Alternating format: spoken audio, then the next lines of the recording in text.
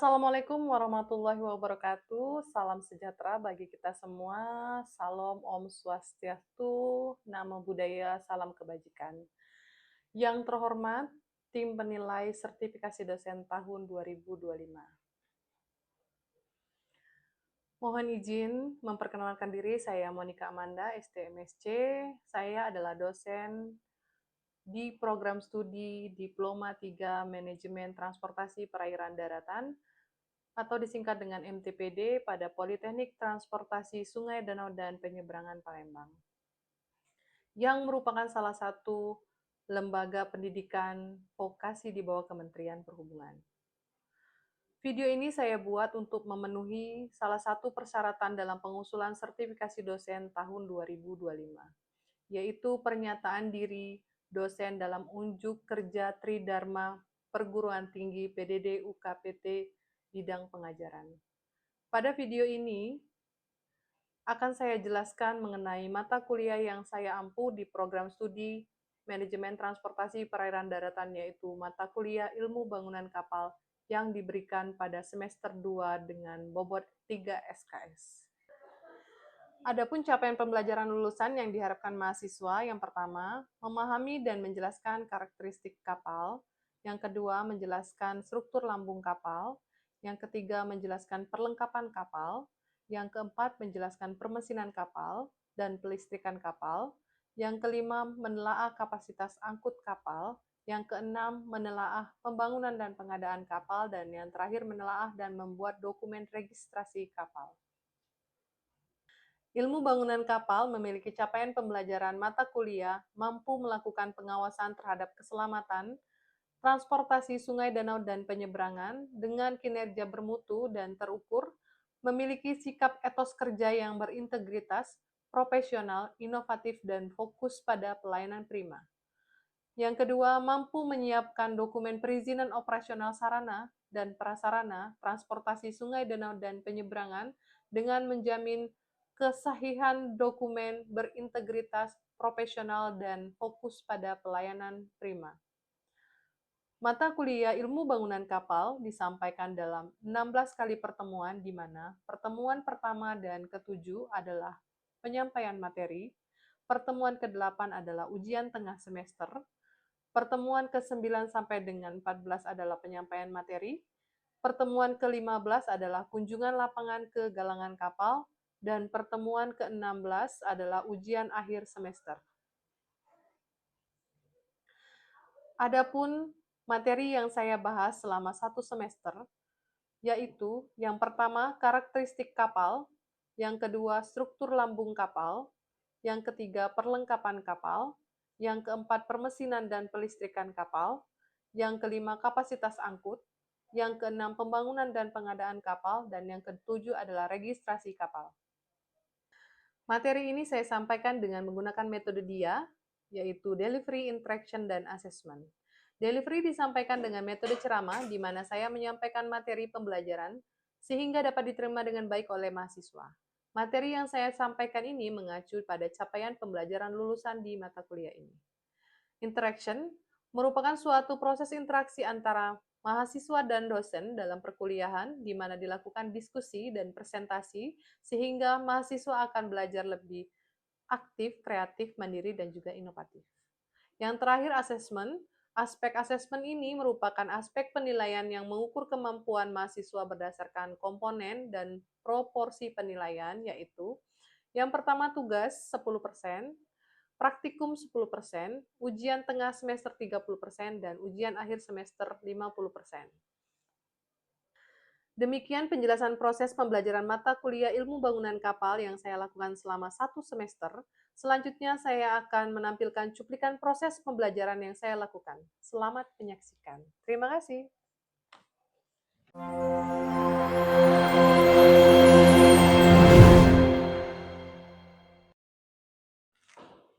Mulai pimpinan, kegiatan. Duduk, siap, gerak.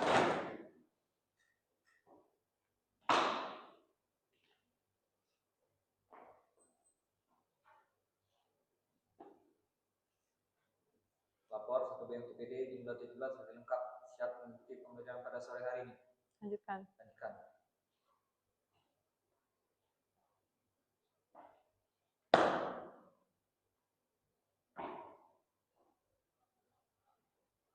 Mengawali pembelajaran pada sore hari ini, berdoa, mari.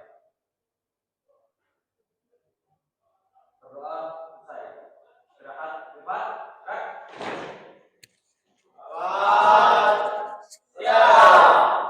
Ya, selamat siang semuanya. Siap. Apa kabar? Sehat? Sehat ya. Kemarin kita sudah melaksanakan ujian tengah semester ya. Gimana ujiannya? Aman ya kita. Ya, kemarin kita menggunakan aplikasi, ada yang terkendala? Nah, aman ya, wifi-nya di sini ya, bagus. Baik, kita lanjut ke pertemuan ke 9, yaitu tentang kapasitas angkut kapal. Di mana kapasitas angkut kapal itu adalah kemampuan maksimum kapal untuk membawa muatan termasuk kargo, bahan bakar, air, dan perlengkapan lainnya tanpa melebihi batas keselamatan. Kapasitas ini diukur tergantung dari jenis kapalnya. Kalau dia jenis kapalnya mengangkut kontainer, dia TEUS. Kalau tonase untuk yang curah itu pakai bobot mati kapal atau deadweight tonnage. Kalau dia kapal penumpang menggunakan GT. Nah, kita di ini ya, kapal untuk sungai dan penyeberangan adalah termasuk kapal yang sering membawa penumpang. Jadi kita akan mengukur kapasitas angkut menggunakan gross tonnage atau tonase kotor kapal. Seperti kemarin, dasar hukum dari pengukuran kapal adalah PM berapa? Iya. PM 45 tahun 2021 tentang pengukuran kapal. Apa sih metodenya? Metode yang pertama adalah metode pengukuran dalam negeri, dilakukan untuk mengukur panjang kapal, pengukuran kapal dan penentuan tonase kapal yang berukuran panjang kurang dari 24 meter. Itu bisa diukur dengan metode pengukuran internasional atas permintaan pemilik kapal, tetapi tidak dapat dilakukan pengukuran ulang kalau dia menggunakan metode pengukuran dalam negeri. Terus juga metode pengukuran yang kedua adalah pengukuran internasional, dilakukan untuk pengukuran kapal dan penentuan tonase kapal yang panjangnya lebih dari 24 meter. Dan yang terakhir adalah pengukuran dengan secara khusus ya, atau pengukuran ini digunakan untuk penentuan tonase kapal yang mewakili terusan. Jadi 3 pengukuran ini terdapat dalam PM 45 tahun 2021 tentang pengukuran kapal.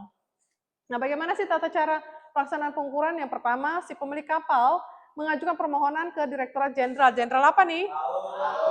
Perhubungan Laut ya. Kemudian permohonan pengukuran kapal dapat diajukan untuk kapal secara fisik paling sedikit dia sudah ada bangunan lambung, geladak utama, dan seluruh bangunan atas. Jadi kalau sudah ada lambungnya, termasuk volume 1 lambung kapal dan volume 2 bangunan atas, itu sudah bisa dilakukan pengukuran kapal. Syaratnya gimana? Yang pertama, bukti kepemilikan. Contoh bukti kepemilikan adalah surat keterangan dari tukang yang diketahui oleh camat, kontrak pembangunan, atau surat jual beli. Terus juga ada gambar rencananya ya. Gambarnya apa? Rencana umum, rencana garis, konstruksi, dan juga ada penampang tengah. Dilengkapi juga dengan identitas diri pemilik kapal. Terus surat ukur itu bagaimana? Dikeluarkan oleh ahli ukur kapal. Ahli ukur kapal itu dilakukan dengan mengikuti pendidikan pengukuran kapal, mengikuti pendidikan pengukur kapal untuk mendapatkan sertifikat sebagai ahli ukur kapal. Nah, pengesahan daftar ukur kapal setelah dilakukan pengukuran kapal akan keluar namanya daftar ukur kapal dan disahkan menjadi surat ukur kapal. Diterbitkan untuk kapal dengan tonase sekurang-kurangnya adalah 7. Jadi kalau GT di bawah 7 nggak diukur juga nggak masalah. Karena menurut peraturan, tonase kotor itu sekurang-kurangnya adalah GT 7. Surat ukur itu ada 3, sesuai dengan pengukuran metodenya. Tadi ada 3, ada pengukuran dalam negeri, internasional, dan khusus. Sehingga surat ukur yang dikeluarkan nanti ada 3, surat ukur dalam negeri, internasional, dan surat ukur khusus. Nah, ini contoh, salah satu contoh surat ukur pengukuran dalam negeri. Di sini dijelaskan apa nama kapalnya, nomornya berapa, tempatnya di mana, tanggal pengukurannya kapan, dan ukurannya, serta volume dari ruangan kapalnya untuk menentukan tonase kapal. Apa itu tonase? Ada yang tahu? Ajma? Siapa tadi yang jawab? Dava? Zaki. Apa Zaki? Tonase? Berat? Berat atau bobot kapal. Benar ya Zaki? Jadi tonase kapal adalah satuan volume ruangan kapal yang tertutup ya, atau yang dapat ditutup secara kedap air, baik yang berada di bawah geladak adalah lambung kapal ini ya. Terus yang berada di atas geladak atau deckline ini adalah bangunan atas, di mana 1 ton sama dengan 4 meter kubik berdasarkan cara pengukuran PM 45 tahun 2021, di mana pengukurannya ada GT dan NT. Kalau GT itu adalah tonase kotor, kalau NT adalah tonase bersih. Tonase kotor itu jumlah dari ruangan yang tertutup ya, dapat ditutup secara kedap air, baik yang berada di bawah geladak maupun yang berada di atas deckline. Secara umum adalah volume isi kotor kapal. Dengan 1 ton register itu 2,83 atau 100 feet kubik ya. Jadi berdasarkan pengukuran dalam negeri, Indonesia 1 register ton itu sama dengan 4 meter kubik. Nah, untuk tonase bersih atau net tonnage, ruangan yang tersedia untuk barang dan penumpang atau daya angkut kapal yang dinyatakan dalam volume atau gross register tonnage dikurangi dengan volume dari ruang yang digunakan untuk keamanan, keselamatan, serta pengoperasian kapal. Jadi kalau net tonnage itu khusus memang tersedia untuk barang dan penumpang. Biasanya dia ini dipakai untuk digunakan untuk mengukur atau menghitung biaya pelabuhan, biaya kapal, dan lain-lain ya. Itu digunakan net tonnage karena dia memang khusus ruangan yang tersedia untuk barang dan penumpang. Jadi pengukurannya bukan pakai GT tapi pakai net tonnage. Nah, bagaimana mencari GT dan NT? Itu dicari menggunakan volume displacement. Bagaimana mencari volume displacement? Jadi volume displacement itu seperti ini ya. Nah, volume displacement itu adalah volume kapal yang terendam air, volume lambung yang berada di bawah permukaan air, biasanya dipengaruhi oleh syarat air tertentu atau draft. Ini ya, draft. Jadi ini adalah panjang kapal, kemudian dipengaruhi lebar dan draft. Dapatlah nanti volume displacement. Kemudian mencari displacement adalah volume displacement dikali dengan berat jenis tempat air mengapung. Kalau tadi air laut apa? Berapa? 1,025 kg per meter kubik. Kalau dia air sungai dia 1. Jadi itu yang mempengaruhi displacement adalah berat jenis air tempat si kapal itu mengapung. Jadi displacement itu adalah berat kapal dalam satuan ton, di mana berat kapal tersebut besarnya sama dengan volume lambung yang letaknya di bawah garis air dikalikan dengan berat jenisnya. Itu ya. Itu sesuai dengan prinsip hukum Archimedes. Nah, untuk mencari GT selain yang tadi sesuai dengan PM45 ada juga menggunakan ini ya, mengkalikan faktor yang besarnya 0,25 dikali dengan volume total. Di mana volume total adalah volume 1 ditambah dengan volume 2. Volume 1 adalah volume lambung dengan mengalikan panjang kapal dikali lebar kapal dikali tinggi dan dikali faktornya. Faktornya ada berapa? 3. Ya, 3. Faktor pertama adalah kalau dia bentuknya kotak atau tongkang, berapa faktornya? 0,85. Kalau dia bentuknya U, 0,7. Kalau dia bentuknya V untuk kapal layar, itu 0,5. Kemudian ada volume ruangan bangunan atas, yaitu panjang dikali lebar rata-rata dikali dengan tinggi rata-rata. Bagaimana cara menentukan GT-nya? Ya begini. Jadi sesuai dengan PM45 tahun 2021, GT adalah 0,25 dikali volume, di mana volume adalah volume 1 ditambah dengan volume 2. Volume 1 adalah volume lambung kapal di bawah geladak, ini. Volume 2 adalah bangunan-bangunan di atas geladak yang tertutup. Jadi kalau tidak tertutup tidak usah dihitung. Mencari panjangnya bagaimana? Panjang itu adalah jarak mendatar antara titik temu sisi luar kulit lambung dengan linggi haluan, ini linggi haluan, dan linggi buritan. Ini ya, linggi buritannya. Di mana pada ketinggian geladak atas atau pada ketinggian sebelah atas dari rimbat tetap ya. bagi kapal selain terbuat dari logam. Jadi kalau dia kayu, dia di luar kulit lambung. Tapi kalau dia logam dan fiber, dia dari dalam pengukuran panjangnya. Ini ya. Terus bagaimana kalau dia ada ini penegak atau penggalan kapalnya? Maka dia ditarik garis hayal ya, sejajar dengan bangunan geladak di bagian atasnya ya. Terus ukur jarak mendatar antara titik potong sisi luar kulit lambung dengan linggi haluan dan linggi buritan pada ketinggian geladak yang diperpanjang dari garis hayal tersebut ya. Nanti dapatlah panjang kapal. Terus setelah panjang, apalagi yang dicari? Linda? Lebar, benar ya. Lebar kapal. Lebar kapal adalah jarak mendatar ya. Jadi kedua sisi luar kulit lambung bagi kapal yang terlebar. Di mana bagian kapal yang terlebar? Ya, di tengah kapal. Tadi kalau panjang kapal itu, salah ya. Panjang kapal itu dari rimba tetap diukur, dapatlah nanti panjang kapal atau P. Kemudian kalau lebar kapal dia di paling tengah, nanti dapatlah lebar kapal. Lebar kapal atau nama lainnya adalah beam. Panjang kapal itu namanya adalah LBP ya, length between ada LOA dan juga LWL. Nah, kalau misalnya dia terbuat dari kayu, bagaimana cara mengukur ini lebarnya? Dari sisi luar kulit lambungnya ya, tapi tidak termasuk pisang-pisang. Jadi kalau lebar kapal itu untuk kayu dia dari sisi luar kulit lambung. Misalnya dia ada pisang-pisang di sini, dia tidak termasuk. Jadi dari luar sini aja nih, mengukur lebarnya. Tapi kalau dia kapalnya dari logam atau fiber dari dalamnya ya, sisi dalam. Begitu. Ini adalah ukuran lebarnya, gambarnya. Ini ya, tidak termasuk pisang-pisang.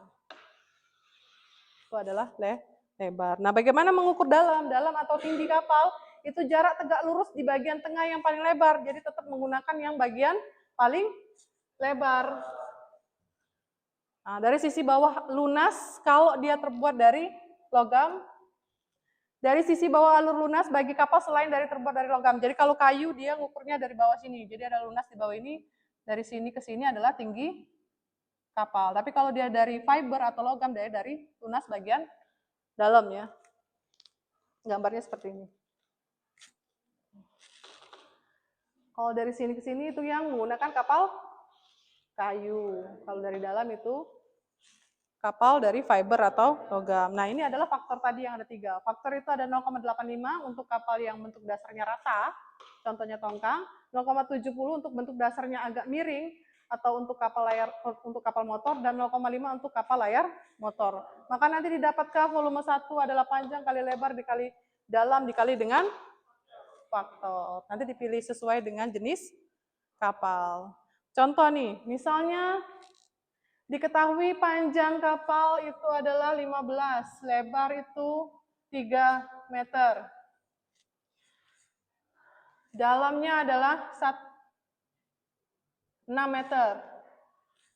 Jika kapal tongkang, kapalnya ini tongkang nih, berapa KGT? Ada yang bisa maju? Kanaya? Boleh.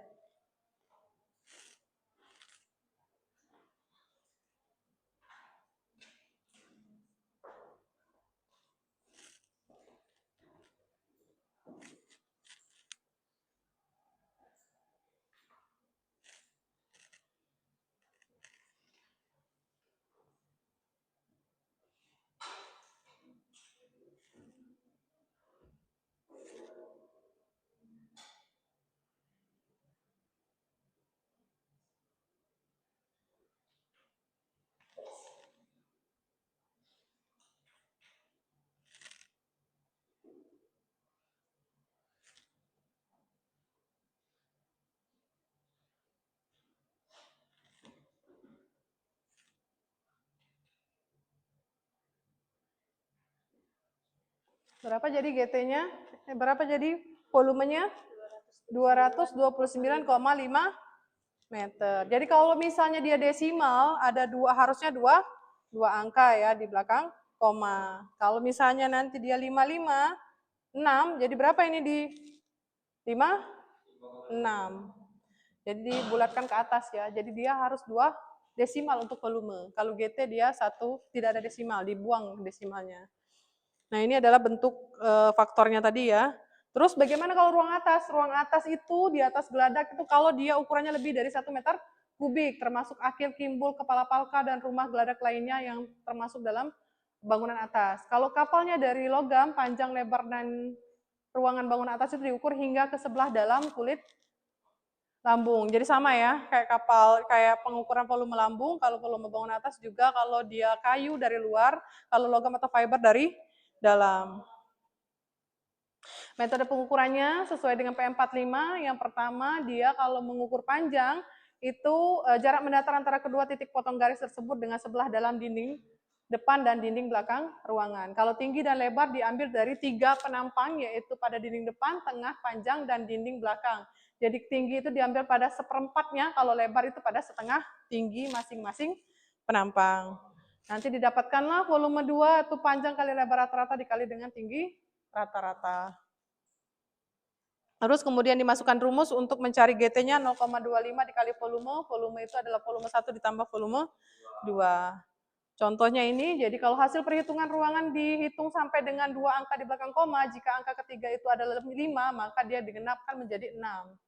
Dilakukan pembulatan ke atas angka kedua di belakang koma. Jadi kalau misalnya 3,247, maka dia adalah 3,25.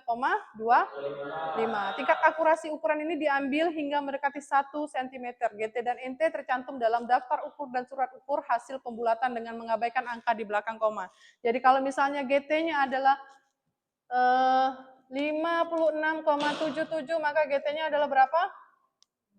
56. Dia nggak bisa dibulatkan ke atas.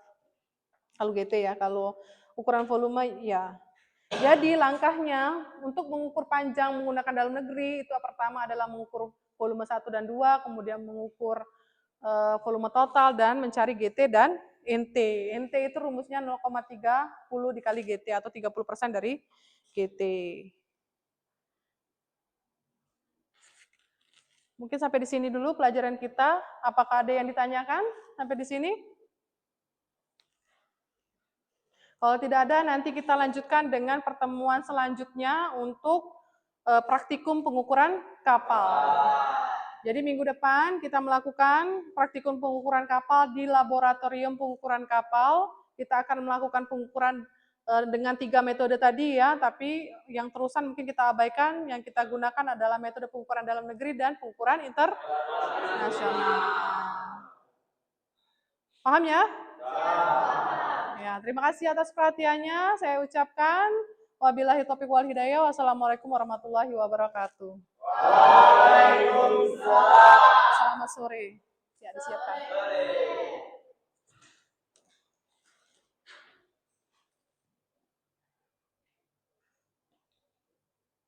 Pimpinan kita kegiatan.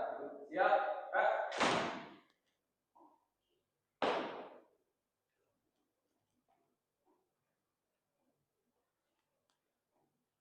Pembelajaran telah dilaksanakan, laporan selesai. Kembali ke tempat.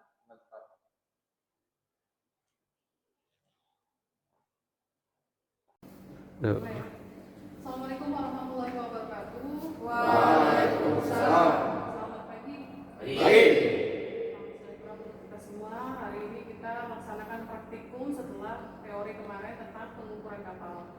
Tujuannya adalah biar kalian bisa melakukan praktikum pengukuran kapal setelah mendapatkan teori. Dimana kemarin pengukuran kapal itu ada 3, kan? Pengukuran metode dengan apa? Metode pengukuran dalam negeri, metode pengukuran internasional, dan metode pengukuran khusus. Kalau yang dalam negeri itu berapa panjangnya minimal? 20.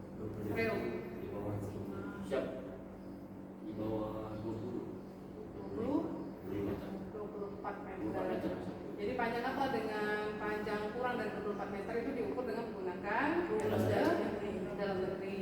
Boleh nggak diukur dengan internasional, Sandra? Siap, boleh, Bu. Boleh. Kenapa boleh? Sesuai dengan permintaan dari pemilik kapal. Jadi kalau misalnya pemilik kapal mau diukur dengan secara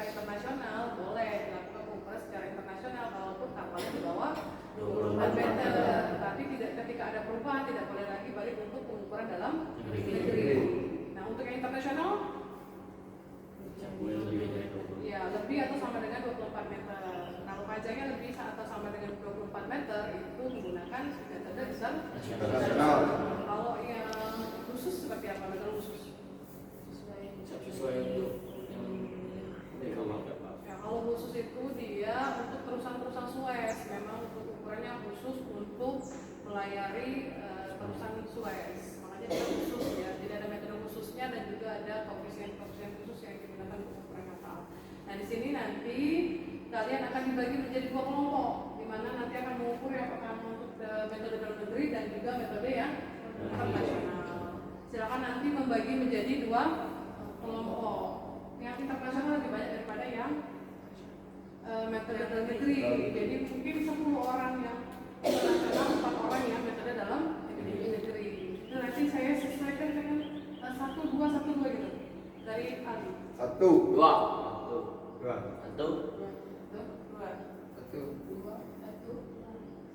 2. Berarti nanti yang 2 adalah metode enggak ya, tadi 10 ya. Berapa orang yang 2 nih? 10, saya tentuin aja ya, berarti ya baris depan ini 1, 2, 3, 4 dalam negeri, yang belakang internasional sama dengan si kapal. Oke? Ya. Oke, konsisten? Nah, jadi ini adalah ininya ya, pedomannya ya, PM-nya sudah saya printkan untuk yang metode dalam negeri dan metode internasional. Baik, sama Aldia. Dibaca ya. Itu kan penentuan yang pertama adalah penentuan panjang, penentuan kedua adalah lebar, penentuan ketiga adalah tingginya dan menentukan faktornya. Ya, baru dapat nanti volume lambung kapal. Kemudian baru ukur untuk bangunan atas. Begitu juga internasional. Tapi ada koefisiennya yang mempengaruhi, pakai koefisien yang 0, sekian berapa itu dikali dengan koefisien K/P1. Makanya yang internasional lebih banyak. Ya. Mulai ya, bagiannya yang dalam negeri dulu. Sudah tahu kan bagian-bagian kapal ini seperti apa? Kemarin sudah kan? Nah, berarti tinggal dimulai. Yang mana yang namanya gading-gading kemarin kan sudah dikasih tahu haluan dan uritan seperti apa dan pengukuran panjangnya seperti apa. Kalau kayu dia di mana? Sisi luar kapal, kulit lambung. Kalau baja atau besi atau kayu itu dari dalam ukurannya. Dan setiap ukuran lebar dan tinggi itu berada di mana? Berada paling besar ya, lebar terbesar di dalam kapal ya, bagian tengah biasanya. Nah, silakan dibuat kelompok 1 dulu. maju ya.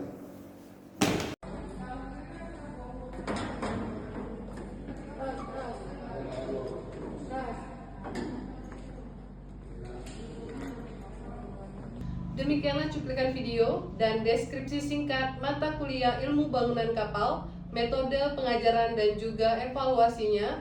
Saya mengucapkan terima kasih kepada seluruh tim penilai dan panitia sertifikasi dosen tahun 2025, khususnya dari tim penilai Direktorat Jenderal Dikti dan Ristek Kemendikbudristek, kepada seluruh sivitas akademika dan pimpinan Politeknik Transportasi Sungai Danau dan Penyeberangan Palembang. Saya mengucapkan terima kasih yang sebesar-besarnya juga kepada rekan sejawat dan mahasiswa. Demikianlah yang dapat saya sampaikan. Mohon maaf jika terdapat kesalahan dan juga hilaf kata. Saya akhiri. Wassalamualaikum warahmatullahi wabarakatuh. Om Swastiastu, Namo Buddhaya, salam kebajikan.